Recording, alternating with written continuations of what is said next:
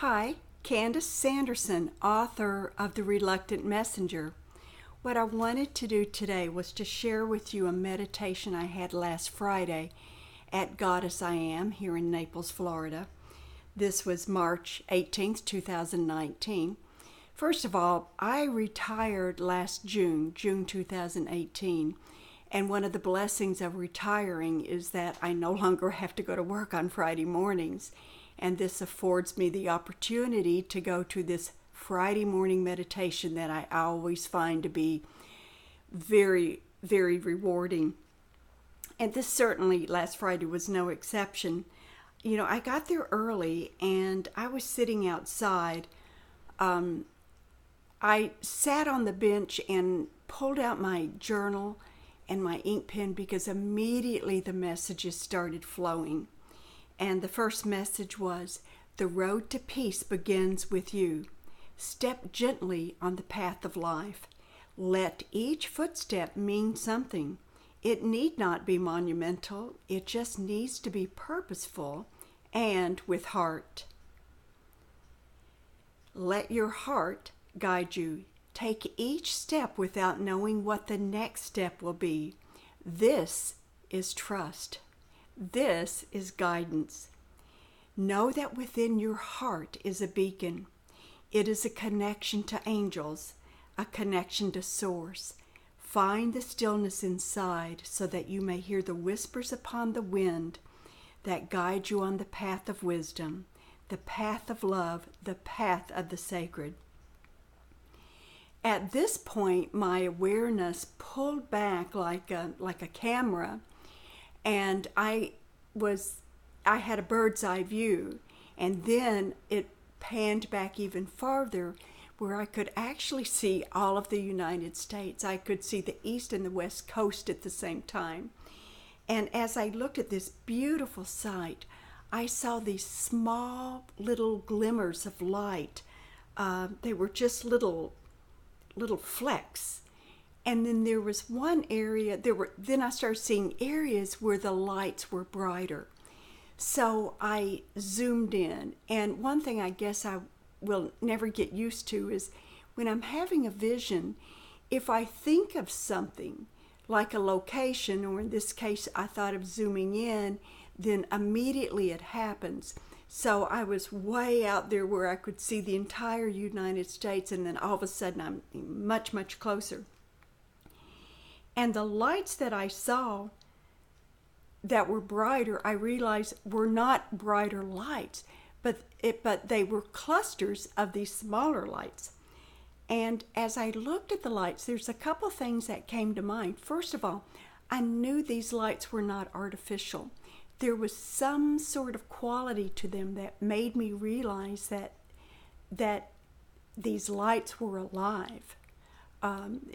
Nothing artificial. This was some kind of a life force.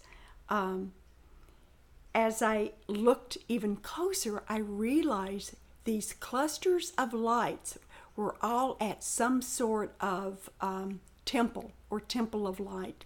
There were some at mosques, some at synagogues, others at churches, others at sacred places, meditation places. But the lights were just so beautiful and so organic. The messages continued from there. The messenger said, "These bright souls are bringing more light into the earth plane. With each step they take, they bring us to the path of the sacred. There will be a tipping point. When that occurs, it will catapult your lovely planet into another dimensional space where we will be awaiting all of humanity with our open arms." Now, we all know what evolution is. It's a very slow-moving process, and this is what introduces change to humans. It also introduces change to animals, to plants, but I had never really thought about evolution in terms of actually our planet. But the messengers had previously told me about the transition of our Earth and how she is also transitioning to a greater and a better dimensional space. I just never thought about it as being, evolution. But what I found out with this message, because I also knew that as she transitions, she naturally brings us, her inhabitants, along with her. But this message indicated that we as people will have a tipping point. And when we reach this spiritual tipping point, that is going to be the final push for our earth to enter a new dimensional space. And I thought, how exciting is that? What I really like is that we're all working together, which was maybe the reason where I saw the clusters of light as being brighter, because when there are people gathered together with a common purpose, there certainly is more strength in that.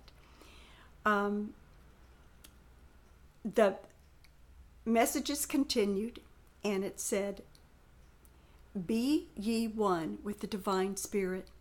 Trust what your heart tells you, for you are loved beyond measure.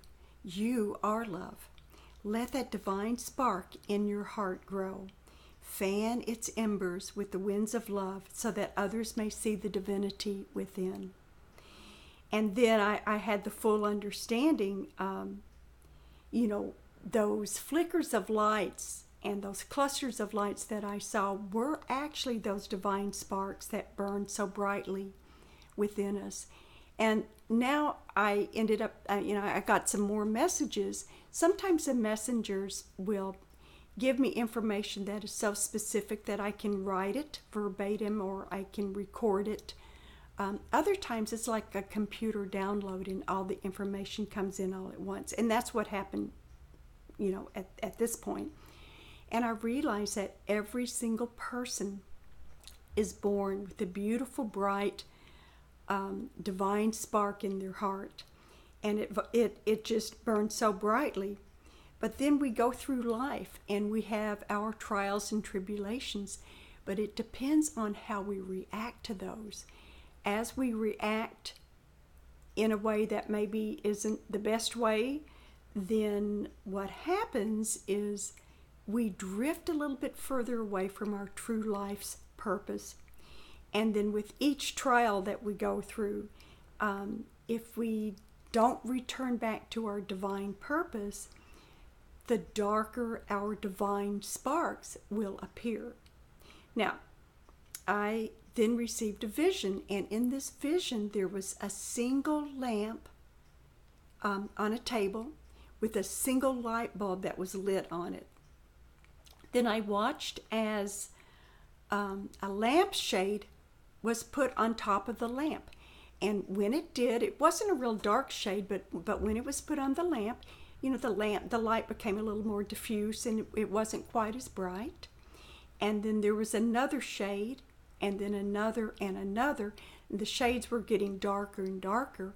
And as the shades darkened, then that light continued to dim. The opposite is also true. When you have a lot of shades on a lamp or very dark shades, as you begin to remove them one shade at a time, you start seeing more and more light. That light is always there. It's only hidden from us. The image, I had to laugh because it literally depicted, as those shades went off, enlightenment. And I chuckled because sometimes the messengers are so painfully literal and concise and accurate in the visions.